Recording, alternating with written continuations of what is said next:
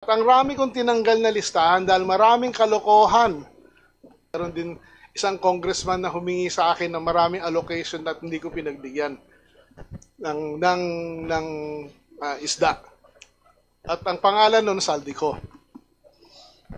All right. But very clear, no? Okay. All right.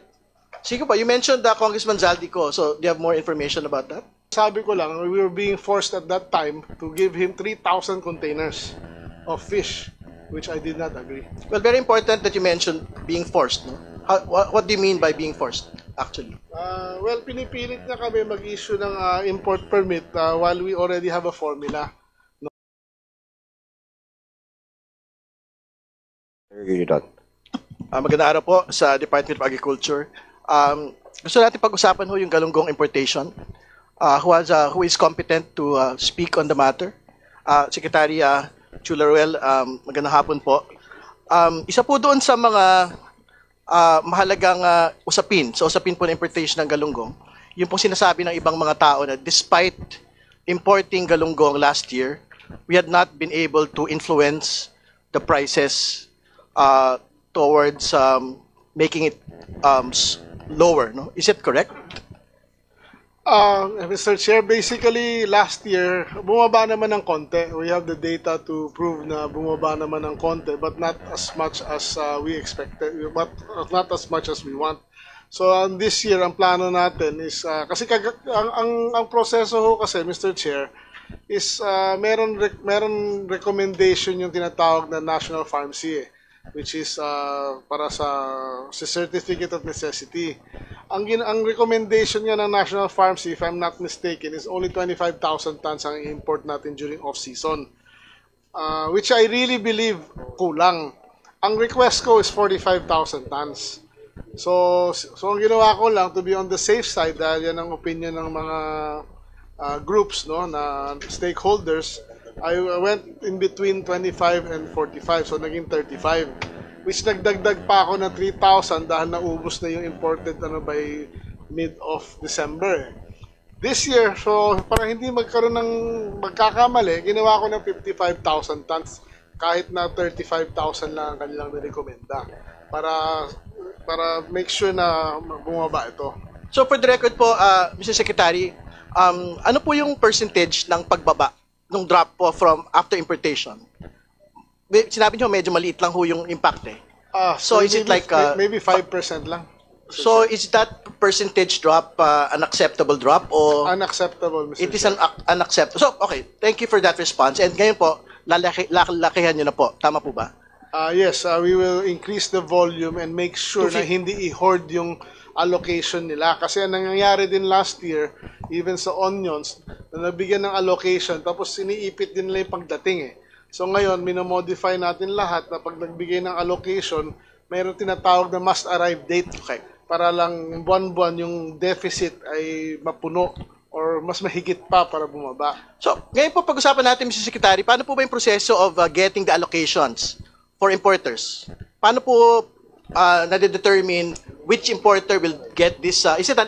Is there an equality in the allocation or is there like a prioritization? Dalawa yung ating ginabas na CNI ngayon. One CNI is in 22,000 tons for mostly fish that are not caught in the Philippines or talagang kulang na kulang.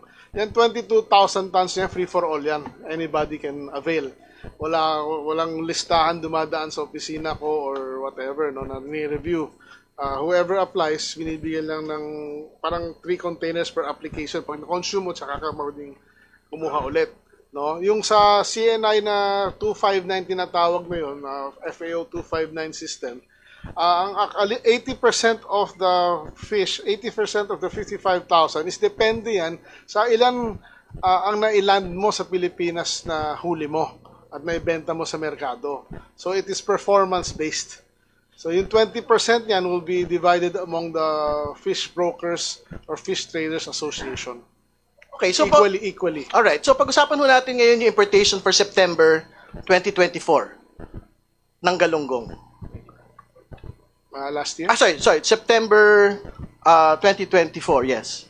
Meron pong listahan yan, di ba? Ng mga importers. Tama po ba? Oh, yes. Can you state for the record, sino po yung mga pinakamalalaking mga importers nito pong galunggong importation? I don't have the data with me right We'd now. like to get the list, actually, Yeah, of the firms. We'll give you the list, Mr. Chair. So I can read it actually because I probably might have that list and you can basically just confirm it for me. Yeah, sure. All right. Mr. Chair. Sige po. I think from the records that I have, the top importer for galunggong of September 2024. But is it correct that there was an importation for galunggong around September? Last year, no. From what I understand, it's October. O yun po. Or Pero, to arrive November. yes. So do you have the list po of the firms ba? Yeah, Sino we should have the list, of course. Yeah, I mean, can you actually provide the list na lang po? Para it doesn't I have guess to... we'll provide tomorrow. I mean, but can you not give it now? I'm not sure if we have it. Sino po ba nagmamanage po niyan Bureau before? of Fisheries, sir. Sige, is before ready with that list? Of the top importers for that We will galunggong provide because importation? it's a long list. Yeah, but can you just confirm na lang po if this is the list of the firms is correct? Yeah. Sige po. Sige. Top of mind, yes. Sige. D. Davao Fishport Business Association. Is that correct? Is that part of that list? Hindi ko alam. Yung mga association, hindi ko Association. All right. pala ho. Rel and Ren Fishing Corporation. Yes. Yes, I think Taga-Jensen nandyan na yan. fishing company yan, if I recall. RBL Fishing Corporation. Yeah, Navotas-based Yeah. fishing company, yes. Newport Fishing Corporation. Yes, that's Navotas-based. Newport Complex Market 2 stall owners. I don't know that. Manor Fishing Corporation. Yeah, I'm familiar. May Manor Jumbo Fishing Corporation. It's Yes. a fishing company. JNA2 Commercial Ocean Fishing. Ayan, di ako sigurado. Irma Fishing and Trading Incorporated. Yan ang biggest galunggong fishing company, yes. Biggest galunggong, Irma. Yes. Fortune Star Marine Resources Inc. Hindi ko alam yun. So, I don't get the, some fishing, okay, Trans-Pacific Journey Fishing Corporation. yes, that's a fishing company. So my question is, particularly you mentioned that Irma Fishing is the biggest galunggong importer, supposedly. Fishing company. Galunggong Fishing Company. Yeah. But I have some information that Trans-Pacific Journey Fishing Corporation was the biggest importer for that round. Is that correct?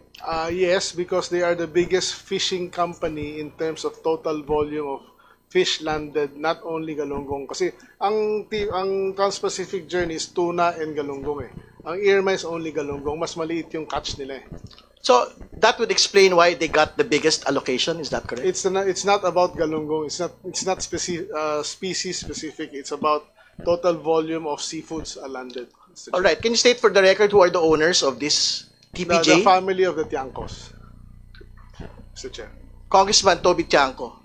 Their family kasi ang kumpanya na yan was owned by their parents. Do you not find any conflict of interest, Mr. Secretary, that the Tiangcos are importing the largest fishing agalunggong for this round? Well, if you want me to really comment on that, I think they deserve what they are getting because they are the pinakamalaki nila land talaga eh. This is very scientific and everything, so wala akong nakikitang issue. Well, I'm stating it for the record because Congressman Tiangco is actually a member of the Aquaculture and Fisheries Committee in the last Congress. Hindi ba? So you did not make conflicts of interest checks relating to this. Sa akin, I've been working with the industry for so long. Yung kumpanya nila is, their family has been in fishing for more than 60 years. So, it is performance-based, Mr. Chair. So, technically, kung sino pinakamaraming nilan, recorded ng PFDA yan, nagbabawal ng buwis yan, so they should get the biggest allocation. But in the several rounds that you had made importations for galunggong, is it correct to say that this is only the first time that they were like the top importer? No. Or were they always the top importer? Well, during the time of President Duterte, I would have to say na marami doon sa listahan kaya hindi sila naging na botas na overcome ng iba dahil marami ako nakitang problema sa mga landed reports ng that administrations before nung panahon na yon. Just give you an example. Ang ina-allow lang namin ngayon is lahat ng in-unload na actual figure na in-unload sa PFDA, fishery reports. nung previous bago ako pumasok, they were allowing unloading in private ports na kung sino lang maglista-lista. At ang rami kong tinanggal na listahan dahil maraming kalokohan. Sa totoo lang, nung panahon before my time sa importation ng isda. And ayoko nang sabihin kasi meron din isang congressman na humingi sa akin ng maraming allocation at hindi ko pinagbigyan ng isda. At ang pangalan nun, Saldico. All right. But very clear, no? Okay. So pag-usapan ho natin, how many times have yung pong TPJ had actually been able to import, that they were the top importers? I don't have the figures, Mr. Chair, but palagi sila nasa top kasi they have the biggest, one of the biggest volumes, Mr. Chair. All right. Sige po, you mentioned Congressman Zaldico, so do you have more information about that? Well, I only have personal knowledge on the 3 companies he wanted me to give allocation kahit na may formula na kami. Hindi ako pumayag magbigay ng kahit isang container sa kanya sa 3 nominated companies niya. At ang isang kumpanya doon, pangalan pa, ZC Victory Fishing Corporation. Can you state all the other companies that you're mentioning? I don't remember as of the moment kasi biglaan itong mga natin. So ano po yung gusto niyo pong banggitin about that? Do you feel that there is a conflict of interest there? Hindi naman. Ang sinasabi ko lang, we were being forced at that time to give him 3,000 containers of fish, which I did not agree. Well, very important that you mentioned being forced. No? What do you mean by being forced, actually? Well, pinipilit na kami mag-issue ng import permit while we already have a formula, no? Which ito nga yung formula na lumabas, and it is very clear na fair to sa scientifically, the data speaks for itself. At kaya kong tindigan to. But you have did you actually issue it or no? Did you issue po the request? No. All right. No. Thank you. Thank you very much, Representative.